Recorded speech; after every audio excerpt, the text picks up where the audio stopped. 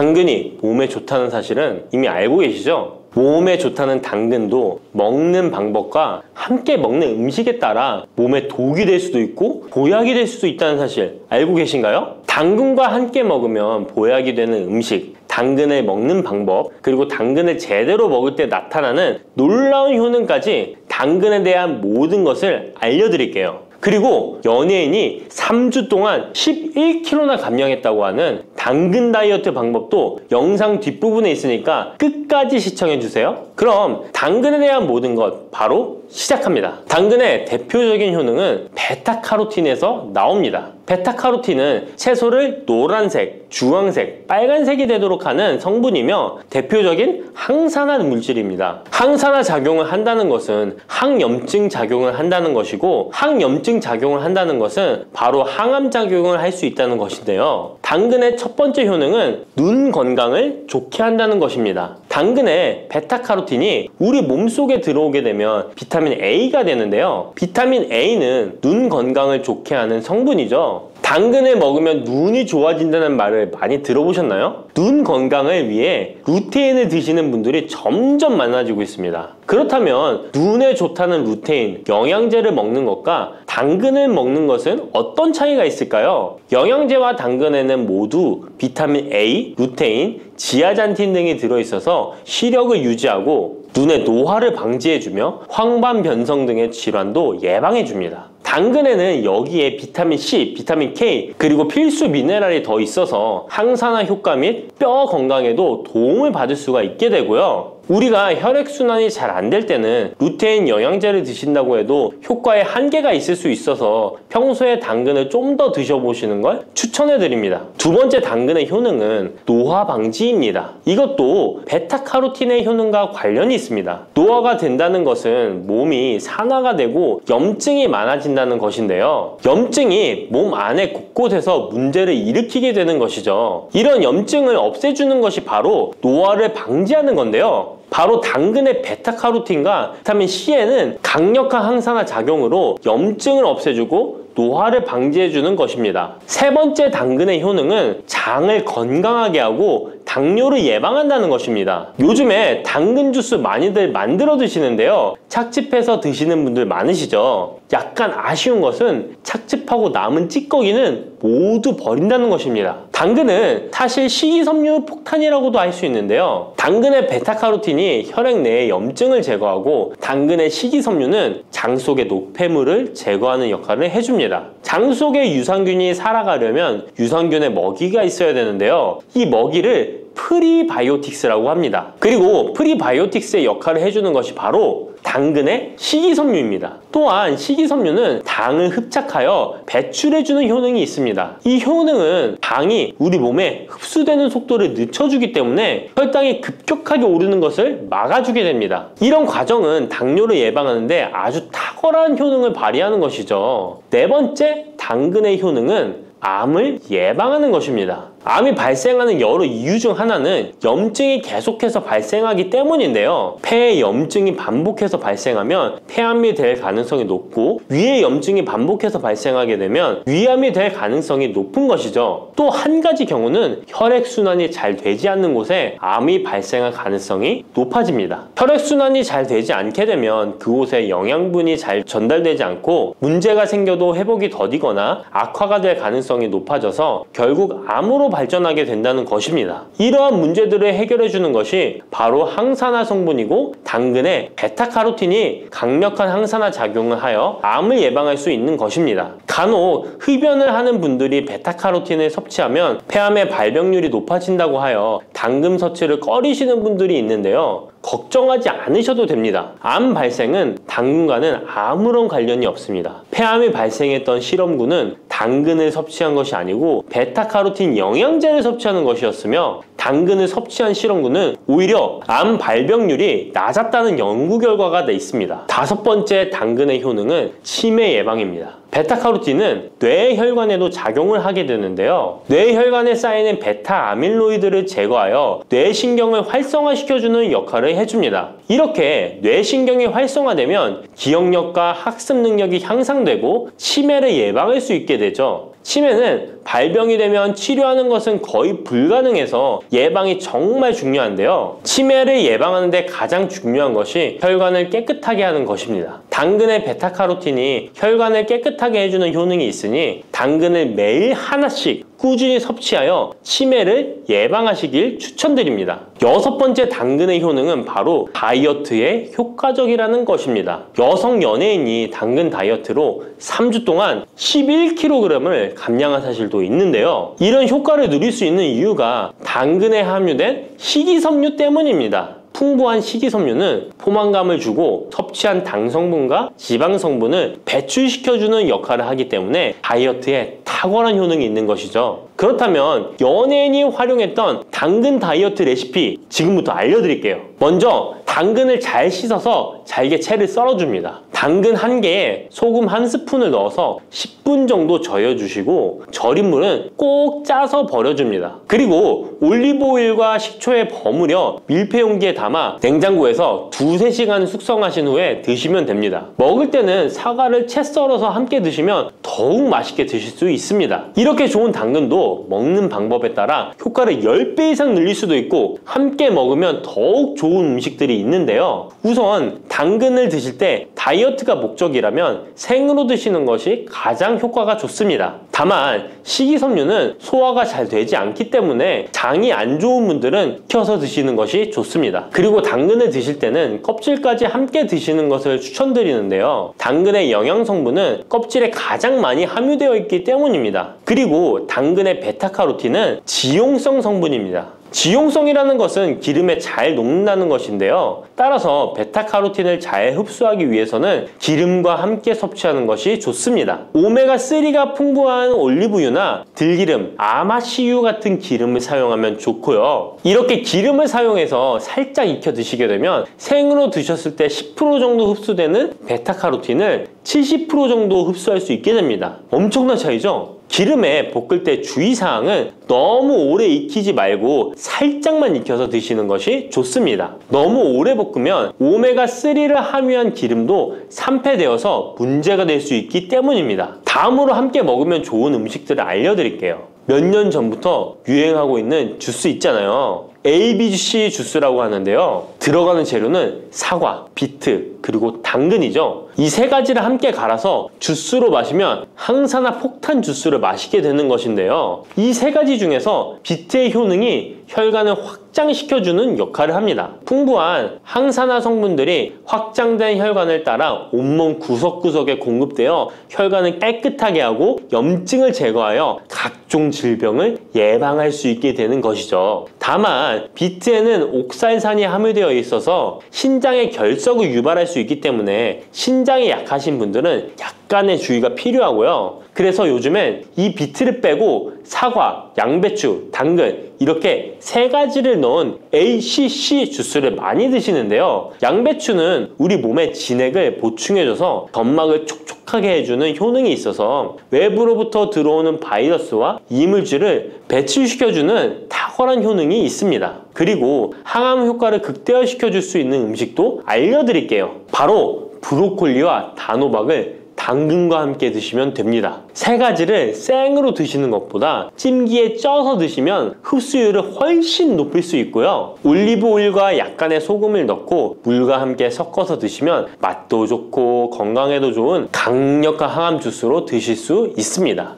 녹두는 이렇게 드셔야 당뇨가 예방되고 혈당이 쑥 떨어집니다. 한의학에서는 약으로 사용할 정도로 약효가 뛰어난 식재료가 녹두입니다. 우리 선조들은 이 약효를 잘 알고 일반 가정에서도 많이 사용했습니다. 이런 녹두가 만병의 근원인 고혈압과 당뇨에도 좋다는 사실 알고 계셨나요? 그런데 이렇게 좋다는 녹두도 잘 알고 드셔야 하는데요. 잘못 드시면 우리 몸에 독이 될 수도 있고 잘 드시면 보약이 될 수도 있습니다. 녹두는 어떻게 또 무엇과 먹어야 되고 주의할 점은 무엇인지 모두 알려드릴게요. 녹두의 약간 거친 식감을 싫어하시는 분들이 껍질을 까고 녹두 속 알맹이만 드시는데요. 녹두에 놀라운 영양 성분들이 거의 다 껍질에 있기 때문에 녹두 껍질은 반드시 함께 드셔야 합니다. 녹두에는 식이섬유가 풍부하고 소화를 돕는 효소가 많아 소화가 잘 안 되는 분들이 드시면 도움이 되는데요. 녹두에 풍부한 식이섬유가 장 운동을 활발하게 하고 소화를 돕는 효소가 장내에 유익균을 풍성하게 해줘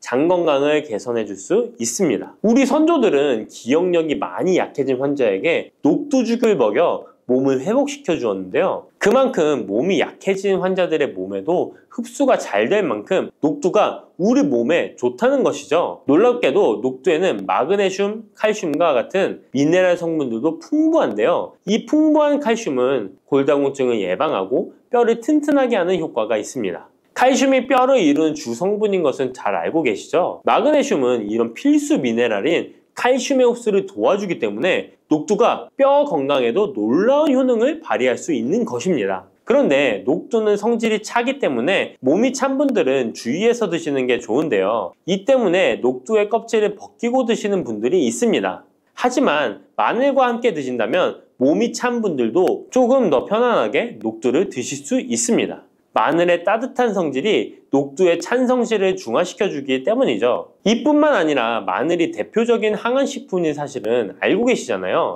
마늘에는 S알리시스테인과 알리신이라는 성분이 풍부해서 암세포를 억제하고 사면시켜주는 효능이 있습니다. 또한 강력한 항산화 성분인 폴리페놀이 많이 들어있어서 나쁜 콜레스테롤의 성장을 막아 혈관을 깨끗하게 만들어주기 때문에 심혈관 질환에 매우 탁월하답니다. 이뿐만 아니라 체내 지방의 대사를 촉진하여 지방 분해를 통해 체지방을 제거하고 비만을 예방하는 효능까지 있는 놀라운 식품이죠. 그래서 마늘을 녹두와 함께 드시면 시너지 효과가 있기 때문에 우리 몸에 보약이 될 수 있습니다. 마늘과 녹두를 함께 먹을 수 있는 가장 간단한 방법은 마늘 녹두밥을 지어 먹으면 되는데요. 녹두를 물에 충분히 불려서 밥을 하시면 녹두 껍질의 거친 식감을 완화시켜 편하게 드실 수 있습니다. 그리고 우리가 녹두하면 생각나는 대표적인 음식이 녹두 빈대떡이 있는데요. 맛있는 녹두 빈대떡에 돼지고기를 갈아서 함께 부쳐 먹기도 하죠.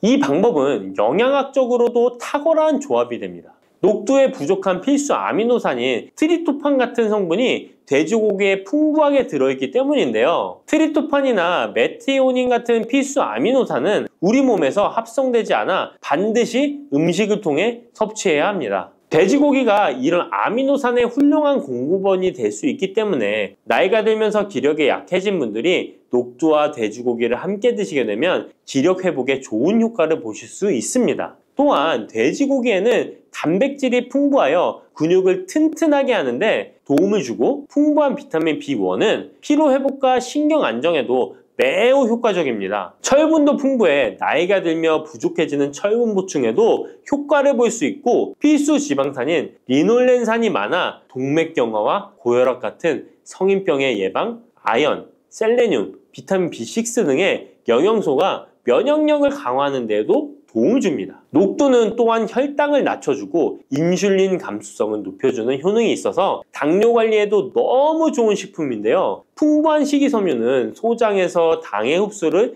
지연시켜주고 다양한 미네랄과 비타민이 당뇨로 인한 합병증을 예방하는 데에도 좋은 효능이 있습니다. 이때 팥과 함께 드시면 이런 효과들이 매우 높아집니다. 팥은 강력한 항산화 성분인 안토시아닌이 풍부해서 혈관의 활성산소를 제거해주고 혈관세포의 손상을 예방해줘서 혈관을 깨끗하고 건강하게 해줄 수 있습니다. 2014년에 발표된 한 연구에서 팥을 섭취하는 것이 2형 당뇨병 환자의 혈당 수치와 인슐린 저항성을 개선하는 데 도움이 되는 것으로 보고됐습니다. 이 연구에서는 4주 동안 매일 팥을 섭취한 결과 당뇨 환자들의 공복 혈당 수치가 평균 19.5% 감소하였고 인슐린 저항성이 감소하는 결과를 볼 수 있었습니다. 또한 팥은 쌀의 10배 이상, 바나나의 4배 이상의 많은 칼륨을 함유하고 있는데요. 칼륨은 몸 안에 나트륨을 배출하고 당뇨 환자의 신장 기능을 강화시켜주며 혈압 상승을 억제해주는 효능이 있습니다. 팥은 한의원에서 다이어트를 위한 처방을 할 때도 사용되는데, 팥의 풍부한 칼륨은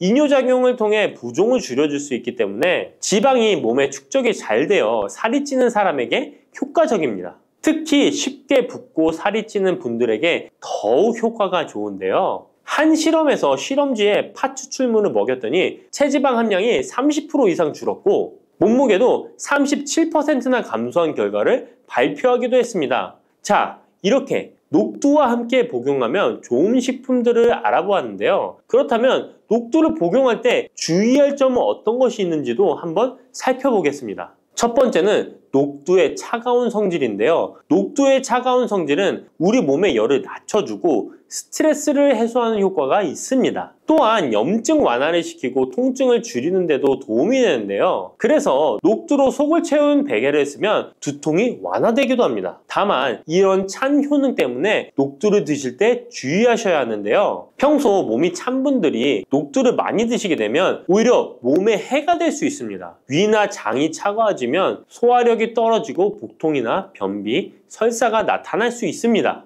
이런 분들이 녹두를 드시려면 앞에서 알려드린 대로 마늘과 함께 드셔보시기 바랍니다. 그리고 두 번째 주의할 점은 바로 녹두의 강력한 해독작용입니다. 녹두의 해독작용은 우리 몸의 중요한 장기 중 하나인 간에 많은 도움을 주는데요. 간은 우리 몸의 독소를 해독하는 역할을 맡고 있는데 녹두가 이런 간의 해독 기능을 도와주게 됩니다. 녹두의 풍부한 단백질과 펩타이드는 간 해독작용에 필요한 글루타치온의 원료를 공급해주며 체내의 중금속과 독성물질과 결합하여 몸 밖으로 내보내는 역할을 하게 됩니다. 특히 중금속 해독 연구에서는 납, 카드뮴 등의 흡수를 억제하거나 배출을 도와서 독성 완화 효과를 보여주기도 했습니다. 하지만 이런 효과가 우리가 보약을 복용하는 경우에는 상극이 될 수 있습니다. 보약의 효과가 녹두의 해독작용 때문에 많이 사라져버릴 수 있기 때문입니다. 그래서 한의원에서 한약을 지으면 녹두나 숙주나물을 먹지 말라고 얘기하는 겁니다.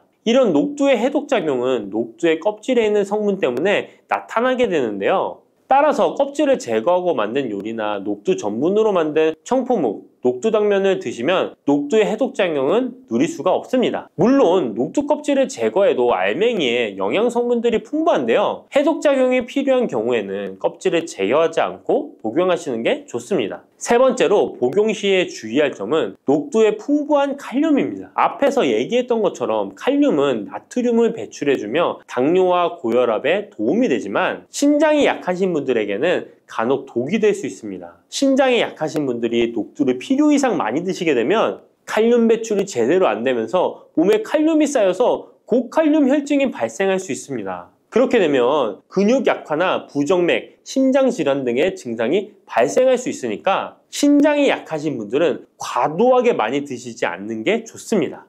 혈관 건강이 걱정이라면 바로 이것을 드셔야 합니다. 가지는 유독 우리나라 사람들에게 호불호가 강한 채소입니다. 좋아하는 분들도 있지만 특유의 물컹물컹한 식감 때문인지 싫어하는 분들도 참 많은데요. 건강에 좋다는 것은 들어봐서 알지만 어릴 때의 기억 때문에 선뜻 먹지 않게 되는 채소 중에 하나입니다. 하지만 가지는 반드시 먹어야 될 채소입니다. 가지는 미네랄과 식이섬유가 풍부하고 안토시아닌, 마그네슘 등의 여러 가지 영양소가 풍부해서 건강을 위해 반드시 섭취해야 될 채소인데요. 아무리 좋은 채소라도 먹는 방법에 따라 영양소를 잘 섭취할 수도 있고 건강에 오히려 독이 될 수도 있습니다. 지금부터 가지의 효능과 먹는 방법, 함께 먹으면 좋은 음식, 가지를 드실 때 주의사항까지 가지에 대한 모든 것 알려드리겠습니다. 짙은 보라색의 가지는 우리나라가 수출을 많이 하는데요. 가장 많이 수입하는 나라가 일본입니다. 일본은 가지를 여러 형태로 많이 먹는데요. 장아찌, 파스타, 구이, 찌개 등 여러 요리에 가지를 사용하고 있습니다. 2021년 기준으로 일본이 우리나라에서 수입한 가지가 6만 kg입니다. 일본이 우리나라의 가지를 정말 좋아하는데요. 반면에 우리나라 1인당 연간 가지의 섭취량은 100g이 채 되지 않는다고 합니다. 정말 안타까운 일인데요. 우리도 가지의 효능을 제대로 알고 섭취하면 건강 식생활에 도움이 되었으면 좋겠습니다. 우리도 가지의 효능을 제대로 알고 섭취하여 건강한 식생활에 도움이 되었으면 좋겠습니다.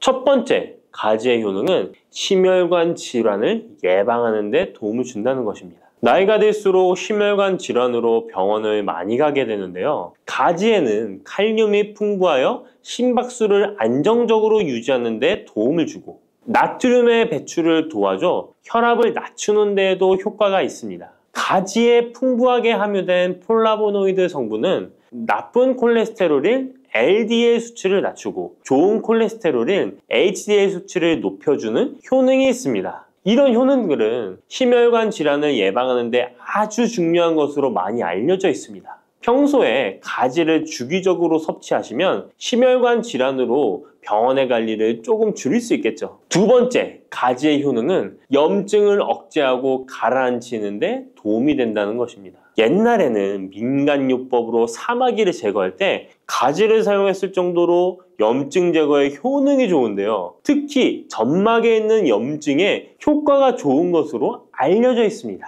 우리 몸에 점막이라 하면 대표적으로 입안, 잇몸, 식도 등이 되겠고요. 위장, 대장 등 소화기관은 거의 모두 점막으로 되어 있습니다. 입으로 음식이 들어가서 항문으로 배출되기까지의 모든 곳이 점막인 건데요. 면역력이 떨어지거나 스트레스, 특정 음식으로 인한 지속적인 자극은 이런 점막에 염증을 일으키게 되는데요. 이런 염증을 억제하는 데 가지가 도움이 된다는 것이죠. 세 번째, 가지의 효능은 혈당을 조절하는 데 도움을 주는 것입니다. 가지의 풍부한 식이섬유는 우리가 섭취한 탄수화물과 지방의 흡수와 소화를 늦춰주는 역할을 하게 됩니다. 이런 작용으로 혈당을 낮추는 데 많은 도움을 줄 수 있는데요. 식이섬유는 당을 흡착하여 몸에 흡수되는 속도를 느려지게 해서 혈당이 급격히 올라갔다 급격히 떨어지는 혈당 스파이크 현상을 예방할 수 있고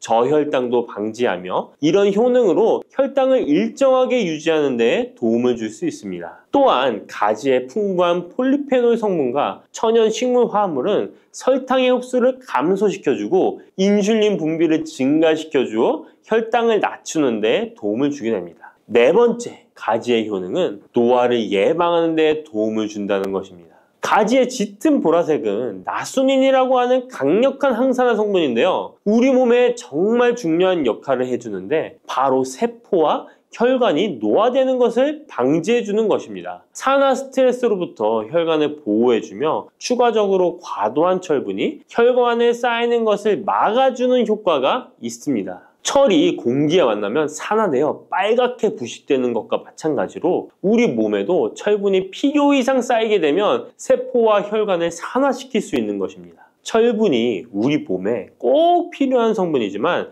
과도하게 쌓이게 되면 노화를 촉진하는 부작용이 있는 것이죠. 철분이 많이 들어있는 음식은 바로 붉은색 고기입니다. 따라서 평소에 고기를 좋아하고 자주 드시는 분이라면 가지와 함께 드시는 것이 정말 좋겠습니다. 다섯 번째 가지의 효능은 감염을 예방한다는 것입니다. 면역력이 떨어질 때 세균이 우리 몸에 들어오면 감염에 걸리기 쉬운데요. 가지에 풍부하게 함유된 클로로겐산과 폴리페놀 성분들은 세균과 바이러스를 제거하는 효과가 있어 감염 예방에 큰 도움이 됩니다. 이러한 효능은 가지의 껍질과 꼭지 부분에 특히 좋은 효능을 나타내는데요. 가지 꼭지는 보통 요리할 때 버리잖아요. 이제부터 가지 꼭지 버리지 마세요. 말려서 끓인 물로 가글을 하시면 천연 구강세정제 역할을 한다고 합니다. 꼭지에는 스코폴레틴이 풍부하게 함유되어 있는데 이 성분은 파이토케미컬의 일종으로 나쁜 균을 억제하는 데 탁월한 효능을 발휘합니다. 이런 효능으로 감염뿐 아니라 염증을 억제하는 데도 도움을 줍니다. 우리 입속에는 각종 세균이 셀 수 없을 정도로 많은데요. 이런 세균들은 충치, 치주염, 구내염 등을 발생시키는 주범이 됩니다. 나이가 들면서 치아나 잇몸의 건강이 좋지 않아 소금물로 가글을 하시는 분들도 있는데요. 소금은 삼투압 작용으로 잇몸의 붓기를 빼고 약간의 살균 작용을 하기도 하지만 염증 자체를 없애지는 못합니다. 그래서 가글을 하시려면 가지를 이용하시면 좋은데요. 말린 가지 꼭지를 15분에서 20분 정도로 펄펄 끓인 뒤에 식혀서 약간의 소금을 탄 후에 가글 하시면 잇몸병과 구내염 등을 예방하는 데 효과를 볼 수 있습니다. 6번째 가지의 효능은 항암 효과입니다. 암세포를 제거할 수 있는 항암 성분들이 가지에 풍부하게 함유되어 있는데요. 일본이 가지를 좋아한다고 했잖아요. 일본의 농림성식품연구소에서 연구를 했습니다. 가지, 시금치, 브로콜리 3가지를 이용해 발암물질을 억제하는 실험을 했는데요. 해당 연구에서는 발암물질인 벤조피렌, 아프라톡신, 타르질 등에 대한 돌연변이 유발 억제 효과를 평가하였습니다. 그 결과 가지에서 약 80% 이상 발암물질을 억제하는 효과가 밝혀졌습니다. 또 다른 연구에서도 가지의 알칼로이드성 식이섬유가 유방암, 대장암, 난소암 등의 원인이 되는 동물성 지방을 제거하는 데 탁월한 효능이 있는 것을 발견하기도 했습니다. 또한 가지의 풍부한 폴리페놀은 대표적인 항암 성분이기도 합니다. 가지는 여러 항암 효과를 가지고 있는 훌륭한 항암 식품이 틀림없습니다.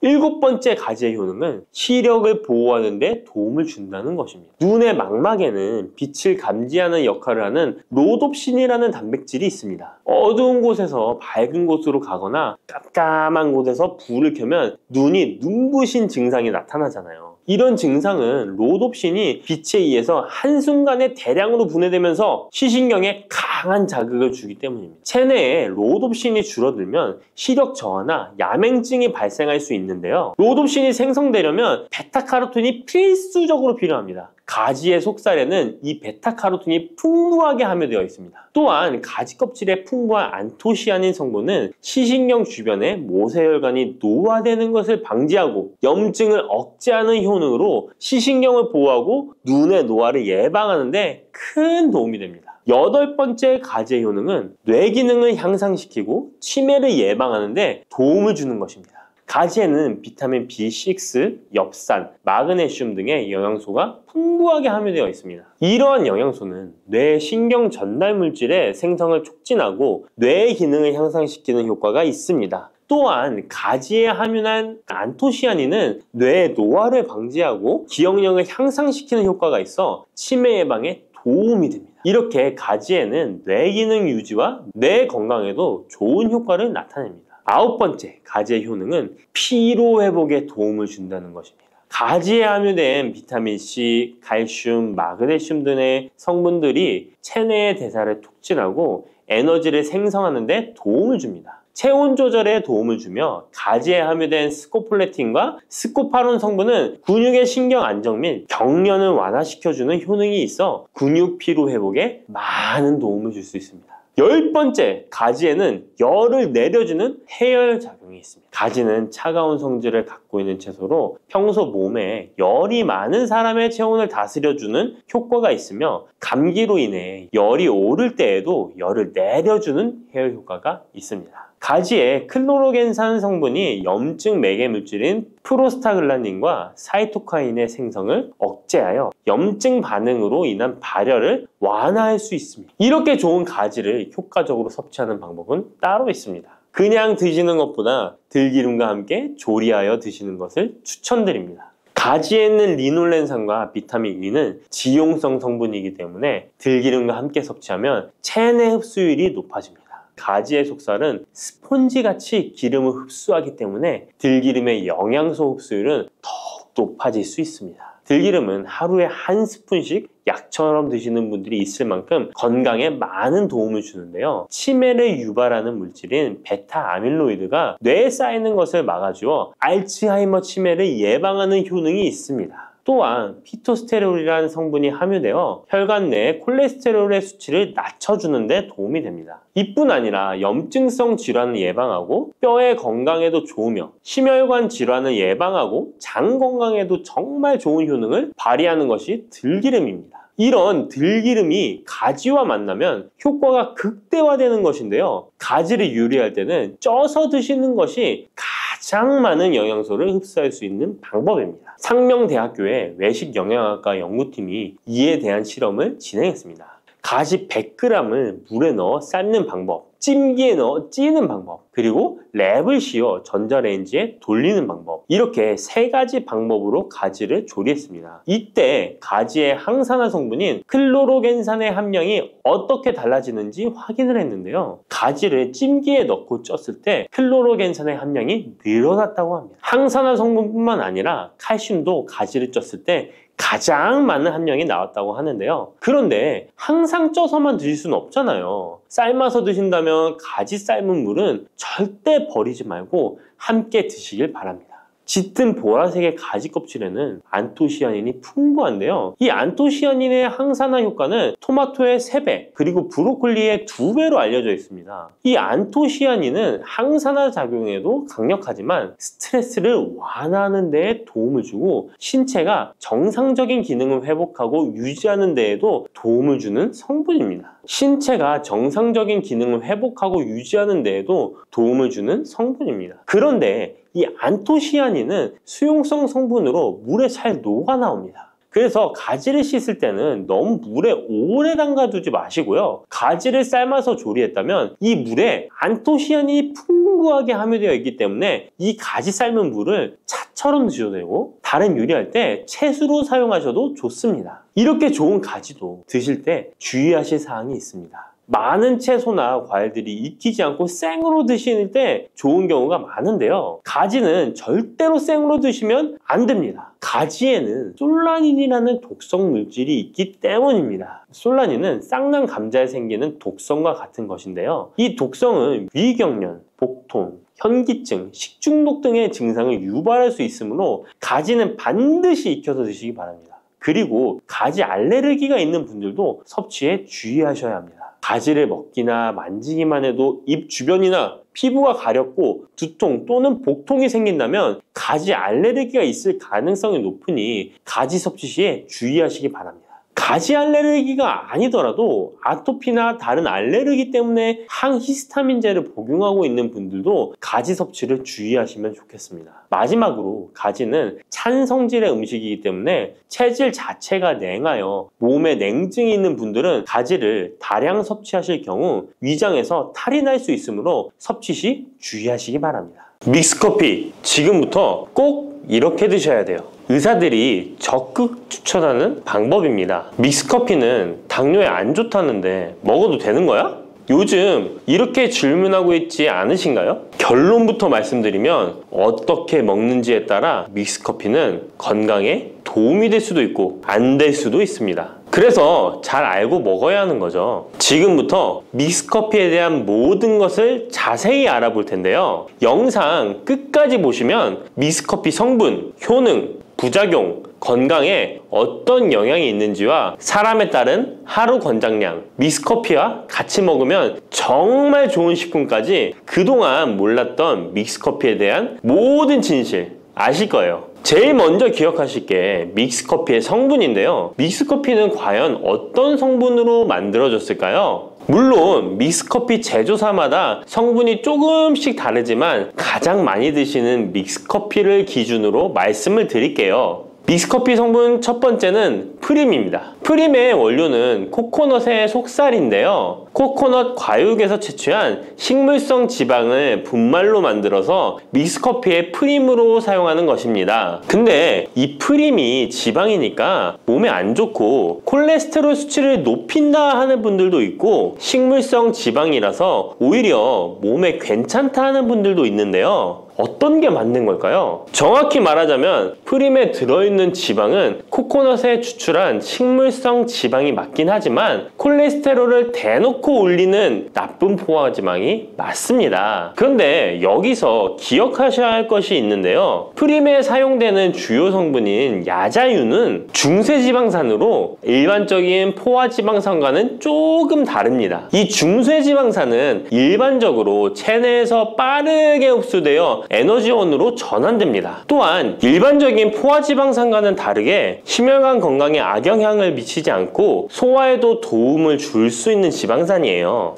또한 믹스커피 프림에 들어있는 포화지방산은 그 양이 완전히 적다는 것입니다. 요플레 하나 정도에 들어가 있는 양이라고 할 수 있죠. 요플레는 건강을 위해 드시잖아요. 결국 믹스커피에는 몸에 안 좋은 포화지방산이 들어있지만 소량이라서 콜레스테롤 수치에 영향이 하루 한 잔 정도로는 매우 크게 좌지우지할 수 없다고 할 수 있습니다. 그리고 콜레스테롤에 대한 것도 잘 아셔야 하는데요. 우리가 식사하면서 섭취하는 콜레스테롤은 약 20%를 차지하고 나머지 80% 정도는 필요한 만큼 신체에서 자연적으로 합성됩니다. 그렇기 때문에 단순히 커피 한 잔 정도를 마신다고 해서 콜레스테롤 수치가 급격히 올라가거나 건강에 이상을 끼칠 정도의 영향을 주지는 않는다는 거죠. 믹스커피 성분 두 번째는 설탕입니다. 설탕은 당 성분으로 칼로리가 높아서 당연히 몸에 안 좋은 걸로 알고 계실 거예요. 더군다나 믹스커피에 들어있는 설탕은 정제 과정을 거친 백설탕이라 일반적인 설탕보다 흡수 속도가 어마어마하게 빠릅니다. 즉 믹스커피를 마신 후 만족감을 쉽게 느끼는 것은 그만큼 흡수율이 빠르기 때문인데요. 이 당이 소화 과정을 거치지 않고 곧바로 혈액에 녹아들게 됩니다. 왜 안 좋은지 아시겠죠? 근데 여기서 반전이 있어요. 믹스커피에는 설탕이 5g 정도밖에 안 들어있다는 건데요. 쉽게 설명하자면 우유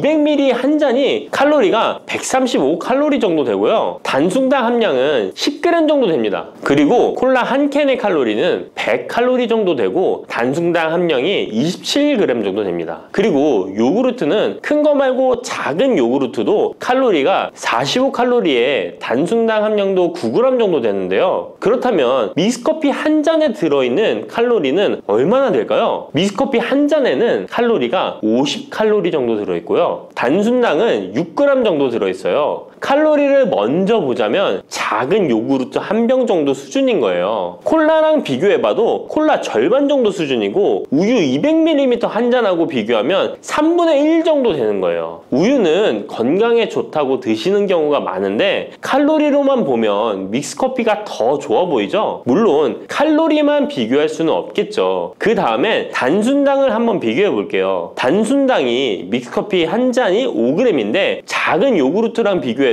절반 정도 수준이고 콜라 한 캔이랑 비교하면 6분의 1 정도 수준이에요. 그리고 우유 200ml랑 비교해도 절반 수준인 거죠. 이렇게 비교하면 요구르트나 우유, 콜라 절대 먹지 말아야 하는 거 아니야? 이렇게 생각하실 수 있는데 그게 아니고요. 믹스커피가 그만큼 칼로리와 단순당이 생각하시는 것보다는 적다는 거예요. 칼로리와 단순당이 높으면 당연히 몸에 안 좋을 수 있는데 생각하시는 것처럼 믹스커피에 많지 않고 적응량이니 하루에 5잔, 6잔씩 매일 꾸준히 드시는 거 아니면 심각한 질환을 초래할 만큼 영향을 끼치지는 않습니다. 그러면 하루에 몇 잔까지 먹는 게 괜찮을까요? 일단 당뇨가 있거나 당이 높으신 분들은 하루 한 잔 정도가 적당한데요. 식후 3시간 정도 후에 드시는 걸 추천드립니다. 그리고 당 체크를 계속 하시니 당 수치가 높지 않으시면 2잔 정도까지 드셔도 괜찮으실 거예요. 당뇨가 없으신 일반인 분들은 하루에 2잔에서 3잔까지도 상관이 없으시고요. 그렇다고 이를 매일매일 드시는 것은 적은 양이라도 몸속에 쌓이기 때문에 그리 좋지는 않다는 거 다들 알고 계시죠? 그래도 건강을 위해 미리 예방하는 차원에서 식후 바로 드시지 마시고 2시간 정도 후에 드시면 좋습니다.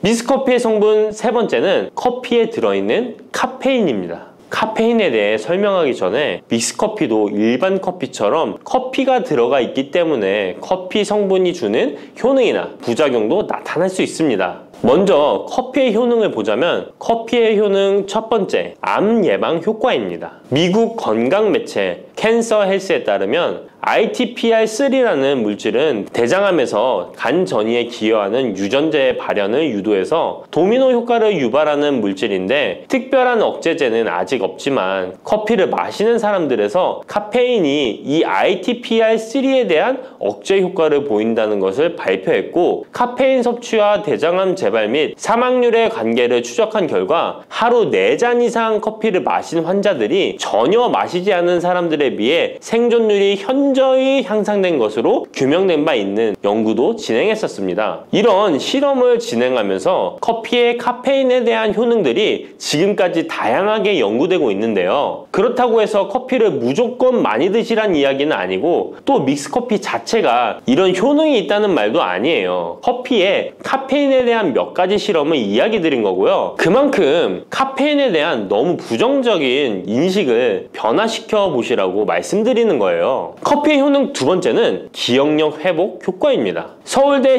식품생명공학부 교수님께서 쥐의 인지 능력을 실험했는데요. 쥐를 물에 빠뜨린 뒤 안전한 장소에 도착하는 시간을 측정해 봤더니 평균 10초 정도 걸렸습니다. 그 쥐들에게 기억력을 손상시킬 수 있는 물질들을 투입하고 같은 실험을 했을 때 안전한 장소를 발견하는데 최대 40초가 걸렸습니다. 이 쥐들은 두 그룹으로 나눠 한 그룹은 하루에 3잔의 커피를, 다른 그룹은 6잔의 커피를 주입했습니다. 그 결과 하루 3잔의 커피를 준 쥐들은 20초로 빨라졌습니다. 그런데 하루 6잔을 주입한 쥐들은 거의 정상으로 돌아왔고 평균 10초 정도 걸렸습니다. 이런 결과에 따르면 커피가 기억력 회복에 확실히 도움이 되었다고 할 수 있는 실험도 있다고 간략히 소개해드리는데 참고로 이 실험에서는 일반 카페인 커피와 디카페인 커피 두 종류를 같이 실험했는데 거의 똑같은 효과를 보였습니다. 결론은 커피에 카페인이 없어도 커피에 들어있는 클로로겐산 등 각종 항산화제 성분 덕분에 기억력 회복 효과가 높아졌다는 것입니다. 정말 놀랍지 않나요? 나이가 들어가면 기억력이 안 좋아지고 인지 능력 장애가 오면서 더 나아가서는 치매가 올 수도 있는데 커피의 성분이 이런 질병을 예방할 수 있다니 너무 커피를 부정적인 시각으로 보시지 않아야겠죠? 그렇다고 남용하면 안 되시고 모든 사람에게서 동일한 실험 효과가 나타나는 것이 아니니 자신의 상태를 잘 알고 드셔야겠죠? 다만 카페인에 예민하신 분들은 미스커피나 일반 카페인 커피를 드시면 잠을 잘 못 주무실 수도 있으니까 디카페인 커피를 추천드립니다.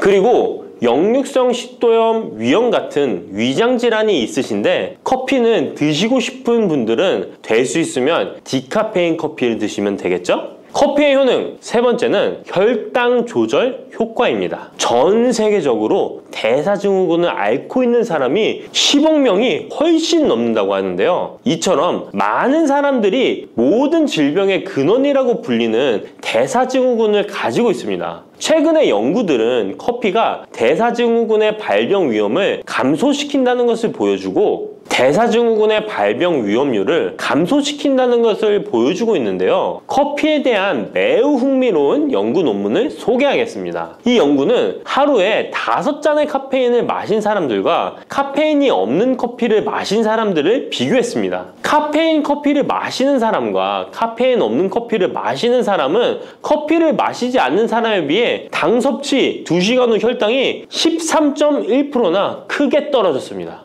이 외에도 카페인의 혈당에 관계된 실험들도 많이 존재하는데요. 카페인도 적절한 용량, 그렇다고 음료에 들어가 있는 합성 카페인을 말씀드리는 건 아닙니다. 적절히 섭취하면 큰 부작용 없이 드실 수 있다는 것을 말씀드리는 거예요. 커피 효능 네 번째는 다이어트 효과입니다. 다이어트라는 사람들이 운동하기 전에 커피를 마시고 나서 운동을 한다면 카페인이 신진대사를 빠르게 함으로써 운동 효과를 증진시키기 때문에 체중 감량에 도움을 줄 수 있습니다. 뿐만 아니라 커피에는 카페인 성분이 포함되어 있는데요. 당연하게도 믹스커피에 포함된 커피에도 카페인이 포함되어 있고요. 이런 카페인은 적절한 용량을 섭취한다면 신체적 피로 해소와 소화 기능 개선과 같은 효능을 누릴 수 있습니다. 오전에 커피 한 잔을 마시면 화장실에 가고 싶어지는 것도 커피의 카페인 성분이 장 운동을 활발하게 해주는데 영향을 주기 때문입니다. 카페인 성분이 장 운동을 활발하게 해주는데 영향을 주기 때문입니다. 물론 이뇨작용도 활발히 해줘서 소변도 조금 더 많이 보게 되긴 합니다. 다시 돌아가서 믹스커피에 들어있는 세 번째 성분 카페인에 대해 알아볼게요. 믹스커피에 포함된 카페인 용량은 제품마다 차이가 있을 수 있어요. 하지만 평균적으로 60mg 가량의 카페인이 한 잔 용량의 믹스커피에 포함되어 있는데요. 이는 일반적인 아메리카노 대비 3분의 1 수준에 해당하는 수치입니다. 결과적으로 믹스커피의 카페인은 일반 아메리카노보다도 훨씬 적게 들어있는 거죠. 그렇다면 식약처에서 권고하는 카페인 1일 최대 섭취량은 얼마나 될까요? 일반 성인의 경우 카페인 최대 섭취량은 400mg 정도이고요. 어린이나 청소년은 체중 1kg당 2.5mg 이하, 임산부는 200mg 정도입니다. 그러나 임산부의 경우에는 카페인이 태아에 미치는 영향이 조금이라도 있으니 안 드시는 게 좋겠죠? 콜라 한 캔에 카페인이 보통 35mg 정도 들어있으니 믹스커피가 카페인 함량도 크지 않다는 걸 알 수 있습니다. 여기서 잠깐! 그렇다면 믹스커피와 같이 먹었을 때 효과를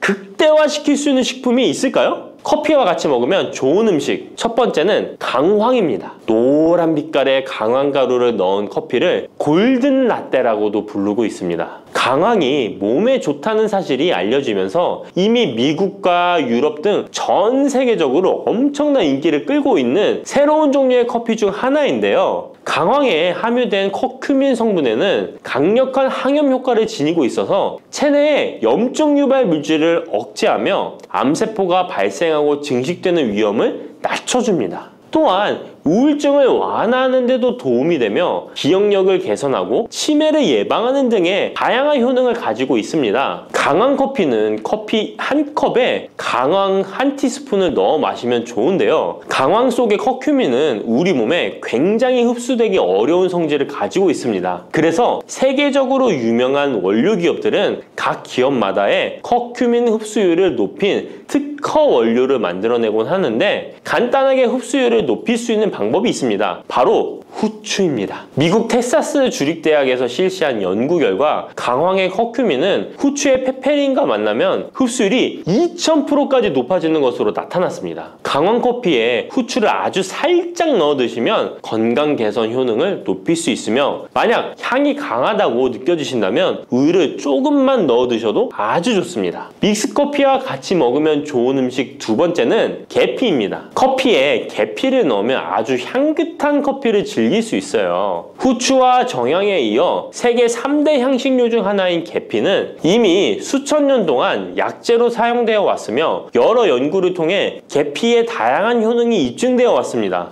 커피의 원료 생산지인 멕시코에서도 커피에 시나몬 스틱을 넣은 커피를 즐겨 마신다고 합니다. 미국 당뇨협회가 발표한 연구에 따르면 제2형 당뇨병 환자에게 계피를 투여하자 혈당 중성지방 수치는 낮아지고 좋은 콜레스테롤 수치는 높아졌다고 해서 블랙커피에 계피 2분의 1 티스푼을 넣은 후에 섞어 마시는 것이 황금 비율이라고 하니 한번 참고해서 드셔보시면 좋을 것 같네요. 특히 혈액순환에도 아주 좋습니다. 믹스커피와 같이 먹으면 좋은 음식 세 번째는 생강입니다. 강력한 항산화 성분을 가진 생강은 커피에 넣어 함께 곁들여 마시면 생강의 알싸한 맛이 부드러워지면서 향긋한 생강커피를 즐길 수 있습니다. 생강의 매운맛을 내는 쇼가올과 진저롤 성분이 혈중 콜레스테롤을 낮춰서 동맥경화나 뇌경색 등을 예방하며 항염, 항암 효과가 뛰어나서 암을 유발하는 종양세포의 성장을 억제하는 등의 다양한 효능을 지니고 있습니다. 특히 기관지를 확장시키는 효과가 있어서 기관지염이나 천식, 비염을 달고 사시는 분들은 자주 섭취하시면 아주 좋습니다. 추가로 생강에는 디아스타제라는 단백질 분해 요소가 있어서 식후 커피에 생강가루를 넣어 마시면 장 운동을 촉진해 더부룩한 속을 해소하는 데에도 도움을 얻을 수 있습니다. 드시는 방법은 커피 한 컵에 생강가루 한 티스푼을 넣어 드시면 되고, 생강의 맛이 걱정되신다면 처음에는 조금씩 넣어서 서서히 맛을 익혀가는 것도 좋은 방법이라고 할 수 있습니다. 제가 말씀드린 방법이 무조건 믹스커피를 먹어라 먹지 말아라 하는 말은 아니고, 믹스커피에 대한 오해와 건강을 걱정하시는 분들께 어떤 식으로 먹으면 조금이나마 건강에 대한 걱정을 덜게 만들어 줄까 하는 의문에서 시작한 것이기 때문에 오해 말고 편안하게 들어주시면 좋겠습니다.